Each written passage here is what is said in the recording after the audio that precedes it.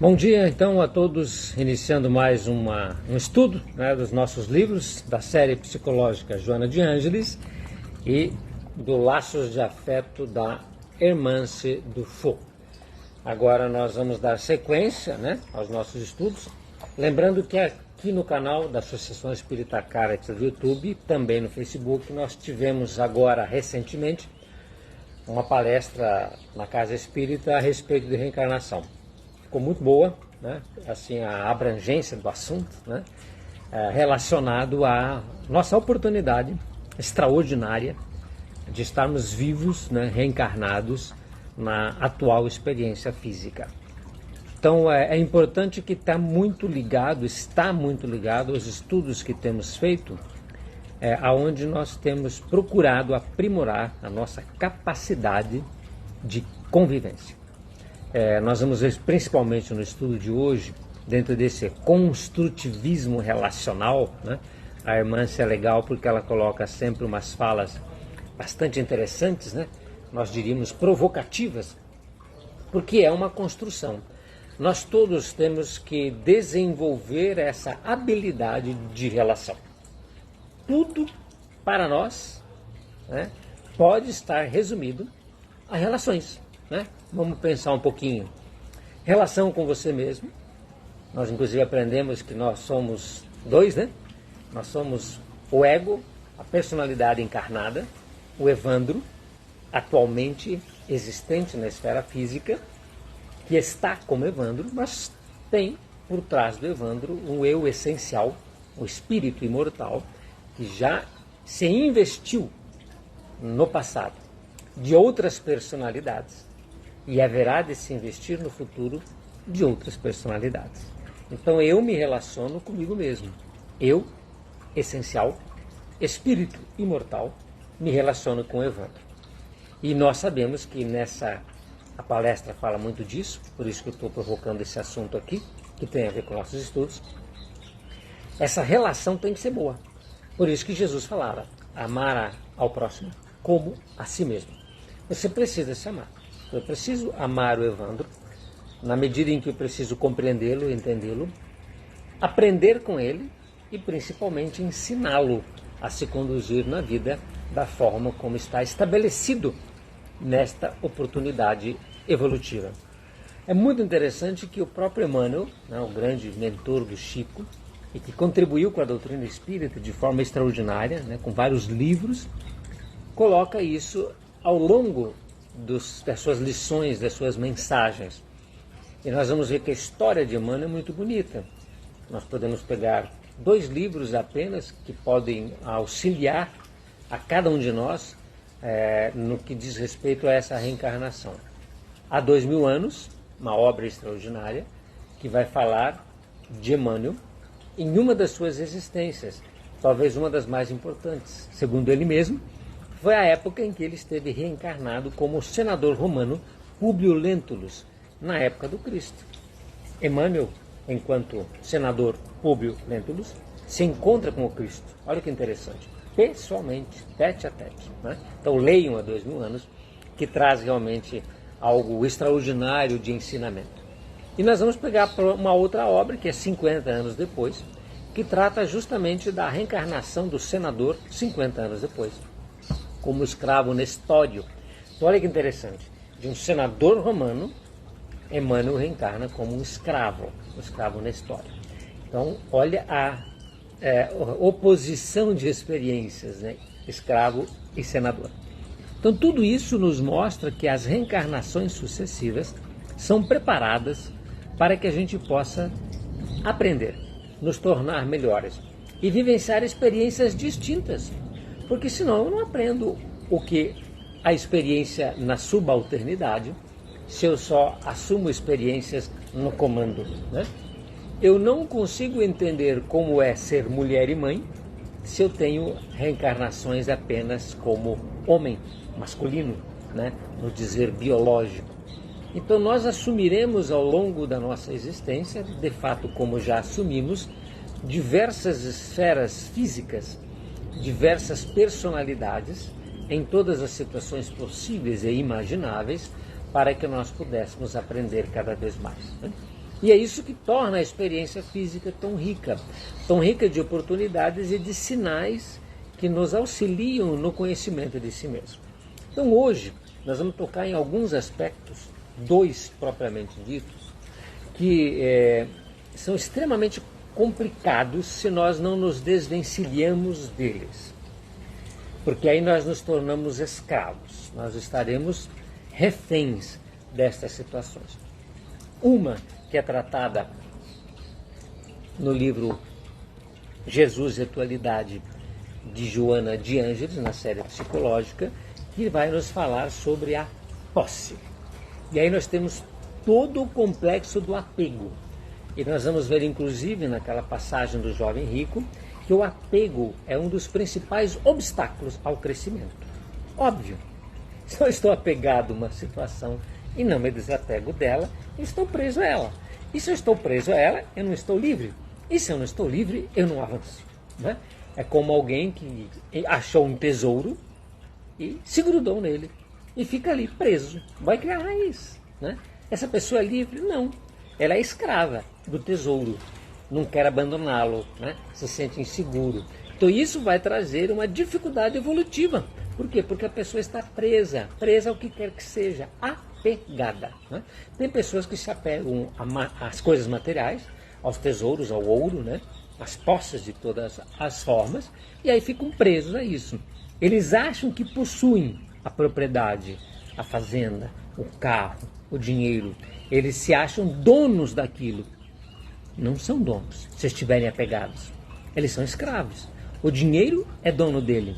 As propriedades são donas dele. E ele não faz outra coisa que não seja atender, né, esses recursos, servi-los, né, tornando-os cada vez maiores. Então é um escravo que se dedica para tornar as coisas maiores, mais fazendas, mais carros, mais dinheiro. É alguém que se apegou ao bem material de uma forma equivocada. Você pode ter tudo isso e ser dono delas, sem apego. Né? Então, a questão ou o problema não está, a dificuldade não está nas coisas, não estão nas coisas, não está no carro, na fazenda, na posse, não está naquele bem, está em você, que não consegue administrá-lo com desapego e sabedoria. Você está apegado e, portanto, está preso, vinculado àquilo, portanto, refém, escravo, prisioneiro daquelas situações. Tem pessoas que se apegam a outras pessoas e tem pessoas que se apegam dentro de um narcisismo a si mesmo, a sua personalidade encarnada. Né? Alguns se apegam tanto que fazem de tudo para permanecer jovens, biologicamente falando. Se apegam ao modelo ideal de beleza e não percebem que a beleza é dinâmica. Né? Existe muita beleza na velhice. E se nós olharmos bem, pode existir muito mais beleza na velhice do que na juventude. Não é isso? Então, essa questão de apego pode ser a qualquer coisa. Né? Apego à juventude, apego a uma ilusão, apego à aparência, apego à fama. Né? Quantas não são as pessoas que depois que deixam de ser famosas, perdem o brilho pela vida. Né? Algumas pessoas, inclusive, até se suicidam, porque não conseguem mais vivenciar a experiência física sem os holofotes da fama. Né? Então é um apego à vaidade, por exemplo. Então, tudo isso são obstáculos ao nosso crescimento. E nós estaremos vendo aqui no livro da Joana de Ângeles. A outra situação que complica a nossa existência dentro das relações, que é um outro tipo de rótulo, de apego, é o rótulo. Né? Nós rotulamos as pessoas e às vezes rotulamos a nós mesmos. E ao colocar aquele rótulo, em determinado momento da nossa existência, ou da existência alheia, nunca mais tiramos. A pessoa já mudou, a pessoa evoluiu, mas continua com aquele rótulo que nós colocamos. Eu já mudei, você já evoluiu, mas ainda continua rotulado, preso a uma determinada imagem de um determinado tempo em que você foi rotulada ou que você rotulou. É outra forma de cristalizar o crescimento dentro da construção relacional, dentro das relações. Você é incapaz de melhorar a tua capacidade relacional com o outro, porque existem os rótulos e você está apegado a eles. Você não é capaz de desrotular as relações. E já se passaram 10 anos e você continua se relacionando da mesma forma, ou porque você rotulou-se, ou porque te rotularam, ou porque você empresta e coloca rótulos nos outros. Então, dentro do mesmo conceito de cristalização da existência, nós temos tanto o apego, no quesito das posses, quanto os rótulos. Então, algo tem que ser muito mais significativo do que o rótulo, que é a expressão verdadeira do ser. E essa expressão verdadeira, ela é dinâmica. Ela é de uma forma em determinado momento e ela passa a ser diferente em outro momento, porque as coisas mudam, as pessoas evoluem, né? Então, a nossa capacidade de se relacionar consigo mesmo, com os outros e com tudo, é que tem que ser desenvolvida. Falávamos no início que tudo pode estar se resumido a relações. Relação consigo mesmo, relação com o próximo, relação com a natureza, relação com as coisas, né, dentro da posse, para não ter apego, relacionar-se bem com as coisas, né, desapegado, utilizando-as com liberdade e sabedoria, né, e estar evidentemente amando as pessoas na relação com o outro. E a relação com o Pai, a relação com Deus, a relação com a divindade é outra coisa importantíssima para que nós sejamos eficientes e felizes na condução da própria existência. Então esse é o construtivismo relacional, aonde eu vou gradativamente construindo relações e elas vão se tornando melhores. Eu não paro no meio da parede, né? Eu vou construindo até tornar isso perfeito, eu vou modificando, eu vou alterando, eu vou reformando, eu vou ressignificando à medida que eu me torno diferente, mais consciente de quem sou e mais consciente de quem são os outros, né?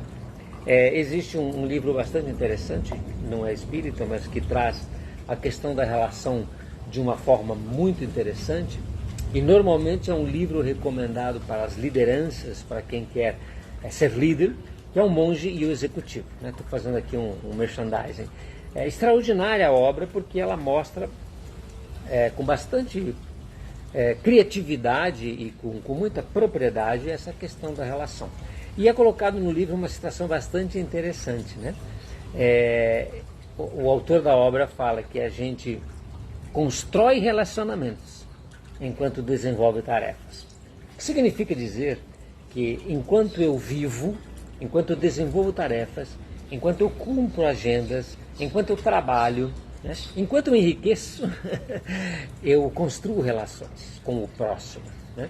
E é importante essa visão da vida, porque é isso que é importante, construir relações, não perder um tempo, porque de repente eu estou demasiadamente focado, né, na construção do império material, onde eu estou manipulando as coisas dentro do apego, me relacionando de uma forma equivocada com as coisas, que eu não estou tendo tempo para as pessoas, né? Não é comum a gente ver isso em filmes, ver isso em uma série de artigos, né? Dentro inclusive da própria psicologia, com problemas de estresse no trabalho, da saúde do trabalhador, do burnout, da saúde mental, onde muitos empresários, empreendedores, trabalhadores, dentro de um workaholic, né, de um exagero em relação ao trabalho, esquecem-se dos filhos, não se relacionam com as esposas, destroem muitas vezes o lar ou os laços familiares porque não dedica tempo a eles, né? Todo o tempo deste ser está praticamente consumido, né, vamos dizer assim, para as coisas, né, para o trabalho, né? Então ele está desenvolvendo tarefas, mas não está construindo relações, nem com ele mesmo, né? Muitas vezes ele se esquece da própria saúde. Está aí o burnout, está aí o estresse, está aí uma série de estafas, né, dentro do exagero que se faz ou que se tem com as coisas e a displicência ou até negligência com que tratamos as relações com as pessoas.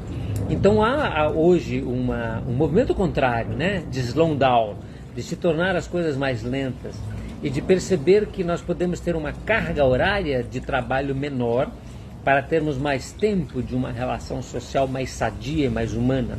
E mesmo dentro das empresas, as empresas estão trabalhando de uma forma que os recursos humanos, o RH da empresa, estabeleça uma forma melhor de se conviver no trabalho, né?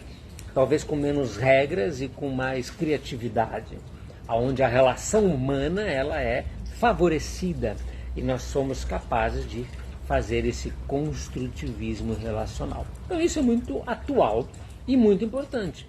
E nós não devemos nunca nos esquecer disso, porque isso é compromisso nosso.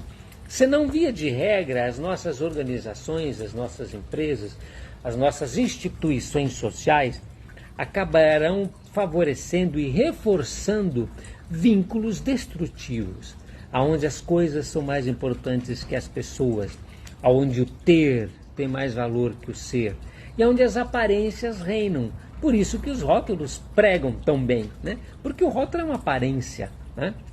Não demonstra, evidentemente, o que está por trás dele, a riqueza existencial do outro ou de si mesmo, não é isso? Então nós temos que prestar atenção. Uma forma de melhor nos conduzirmos na existência atual é prestar atenção nessas relações, que precisam ser relações de afeto.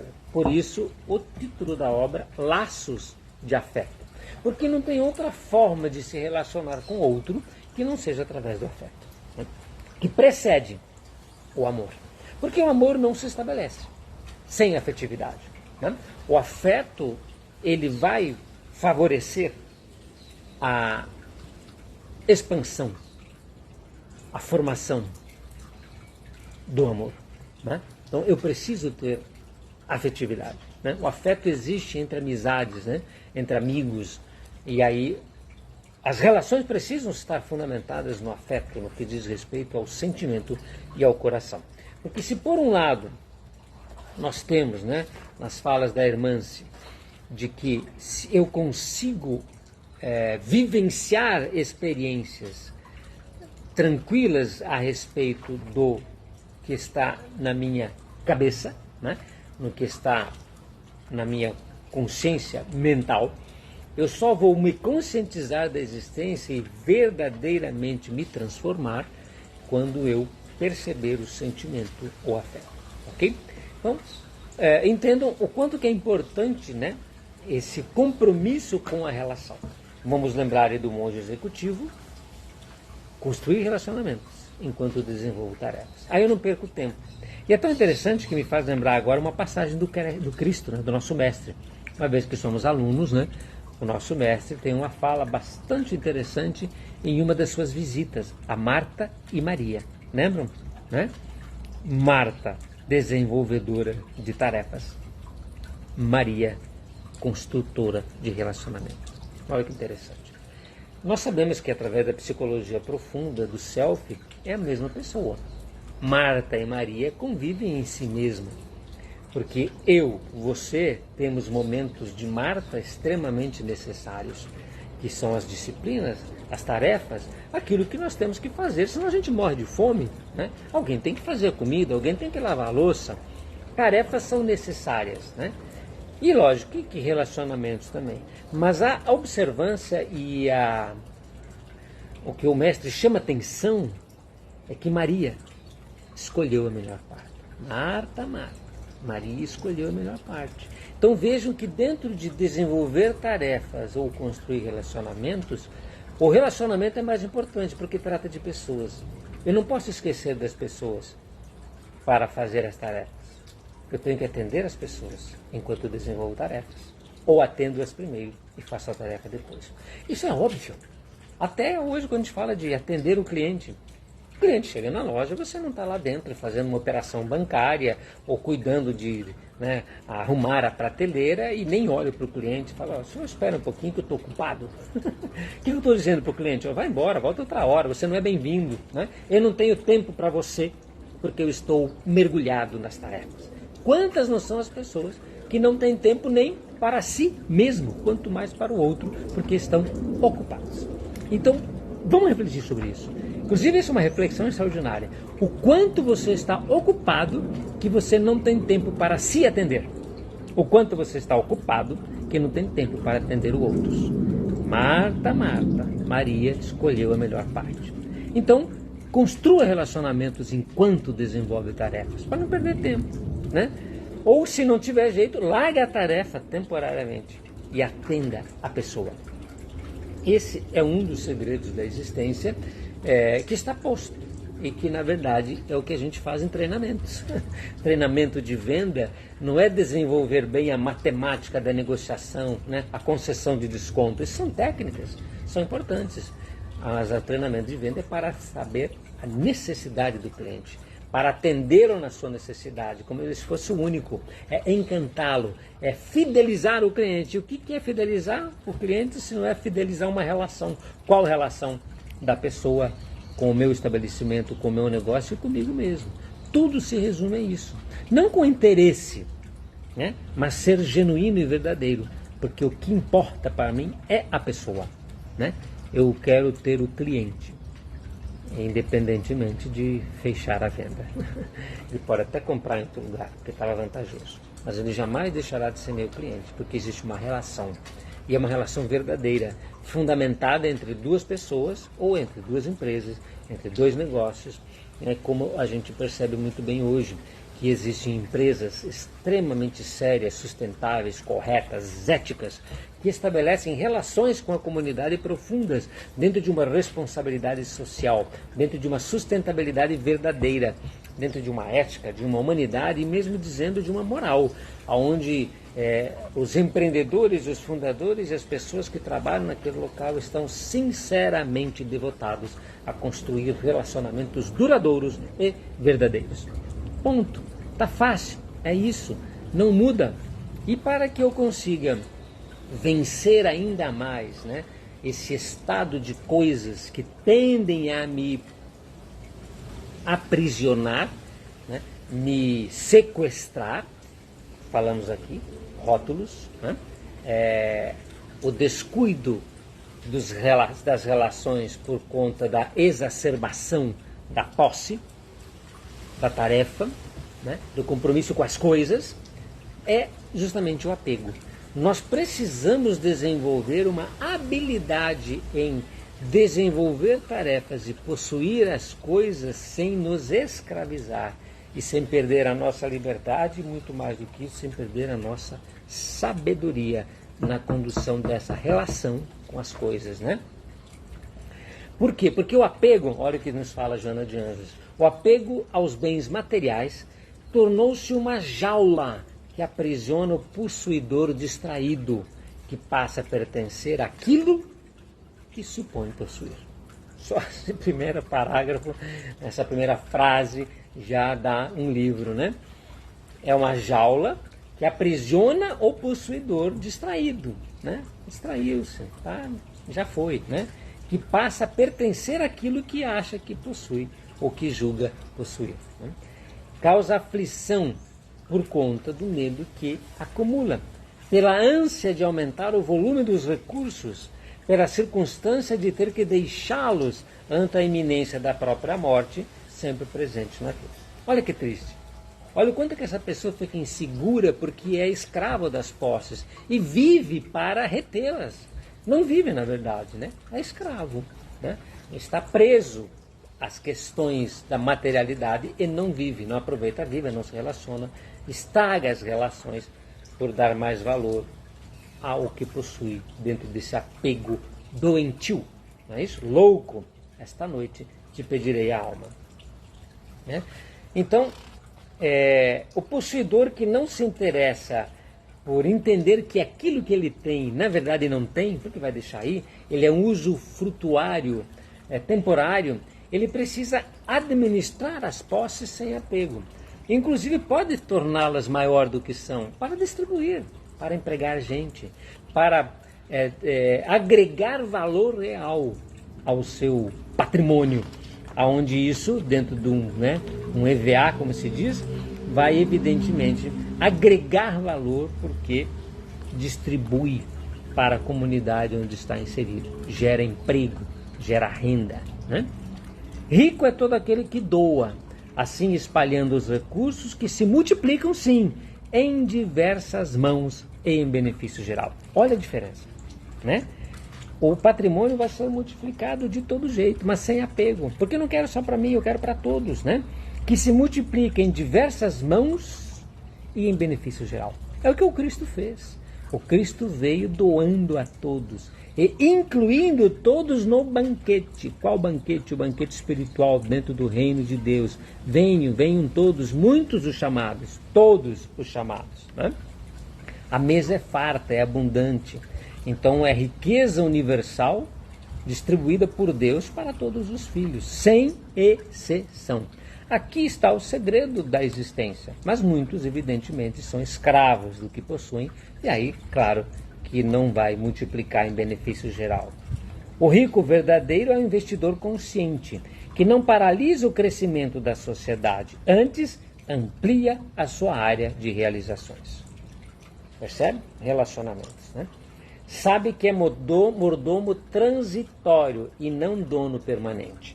Mordomo transitório e não dono permanente, e deve prestar contas na hora certa dos valores que lhe foram confiados. Que fizestes dos talentos que te concedi, né? Porque verdadeiramente, nos diz João adiante, já sabemos disso, o homem nada possui.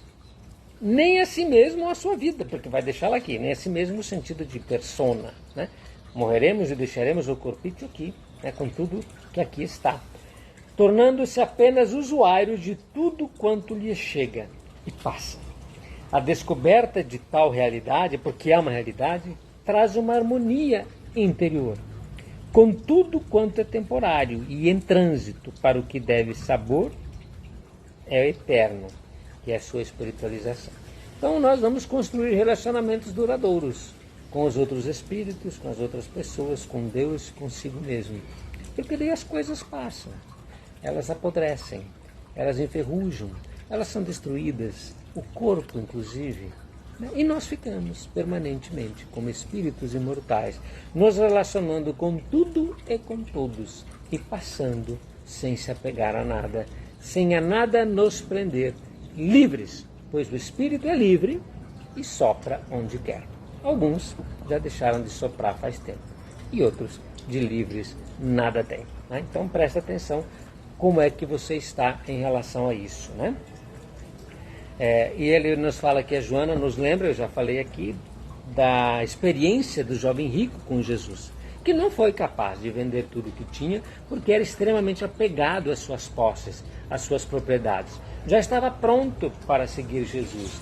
Já era um homem espiritualmente maduro, mas apegado. Não foi capaz, né, de distribuir o que tinha de forma a desapegar-se e seguir o mestre, que exigia, vamos dizer assim, uma entrega total, né, porque não se serve a dois senhores. Não se iluda, não se serve a dois senhores, né? Porque a vida é feita de intercâmbios, de trocas e permutas. Então, o moço era muito rico, né? Não ia fazer essa troca, né? Jamais concederia algo de si, porque também era egoísta. O apego traz o egoísmo traz o apego, né? Então, se possuis bens que te atormentam, propriedades, títulos, paixões, né? E se almejas a afeição, felicidade, a autorrealização, perceba que tudo o que você tem precisa em algum momento ser trocado, né? Compulsoriamente. Você troca tudo isso pela vida eterna, não é assim? Você abandona a via material terrena, que é temporária, que tem um fim, para assumir uma vida espiritual que não tem fim. Para isso você tem que abandonar compulsoriamente os bens materiais. Parece, e infelizmente acontece, que alguns não abandonam, né? Existem espíritos que desencarnam e continuam vinculados às suas posses. Olha que tristeza. Nem a morte os libertou. Continuam quanto espíritos presos às suas propriedades, vinculadas aos bens materiais, e procura ainda administrá-los do além, como se isso fosse possível, né? Olha que tristeza. Então prestemos atenção de como anda a nossa relação com as coisas e de como anda a nossa relação com as pessoas, né? Queres, porém, somente é feliz aquele que é livre. E só existe felicidade em quem se encontrou com a verdade, absorveu-a e tomou-a como norma de conduta. No redemoinho das suas querelas e conveniências, se desejas vida nova, ouve Jesus. Despoja-te de tudo, dá aos outros o que seja útil e me segue. Então, nós devemos a todo tempo e a toda hora lembrar do convite de Jesus, para segui-lo. E eu vou terminar com uma frase de Paulo de Tarso aos Coríntios, dentro desse espírito de doação, dentro desse espírito de entrega. Olha que bonito que fala Paulo de Tarso em Coríntios. Eu, de muito boa vontade, me deixarei gastar pelas vossas almas, ainda que, amando-vos cada vez mais, seja menos amado. Muito bonito, né? E é interessante essa gastar pelas vossas almas. A gente se consome na relação, mas é um consumir-se que transforma e que nos leva à iluminação. É o consumir-se da vela, Talvez uma das metáforas e comparações mais importantes e até bonitas em relação a isso. A vela se transforma em luz. Quando você acende a vela, ela produz luz e vai se gastando. No final, cadê a vela? Transformou-se em luz. Tudo que ela era, foi gasto na iluminação. Então esse gastar-se pelas vossas almas, no dizer de Paulo, é justamente isso. Na doação profunda e verdadeira, eu vou me consumindo, vou deixando a parte de mim material, relacional, e vou me transformando cada vez mais em luz, em iluminação, em crescimento. Porque o que a gente pega das relações profundas e verdadeiras é um conhecimento afetivo, amoroso, de alma, que na verdade jamais se extingue e que é aquilo que nos alimenta. No plano espiritual superior não existe maçã, picanha, não há corpos densos que necessitem de produtos orgânicos para serem metabolizados e transformados em energia. Nós consumimos a energia, o prana, diretamente. Mas o próprio prana, ele é um produto do amor. O nosso Pai nos ama e se divide em diversas formas para alimentar o homem, para nutri-lo. O alimento essencial é o amor, que se transforma nos mais diversos produtos e nutrientes. É o amor do Pai que nos alimenta. E espíritos que se encontram numa fase superior de evolução se alimentam na fonte, no amor profundo do próprio Pai, inesgotável. E tanto se alimentam que transbordam. E a luz que transborda desses seres é o mesmo alimento do Pai, transmutado e continuamente multiplicado. Por isso que a relação é tão importante. Por isso que o amor e o afeto são de fato o alimento do espírito. E por isso que muitas pessoas estão subnutridas no mundo, tristes, esqueléticas, subnutridas mesmo. É uma subnutrição da alma que se torna esquálida, doente, triste, sem energia e que não é capaz de transbordar nada porque pouco tem. Que não é capaz de transbordar de si mesma, porque nem isso consegue fazer, relacionar-se, não se atende, não se entende.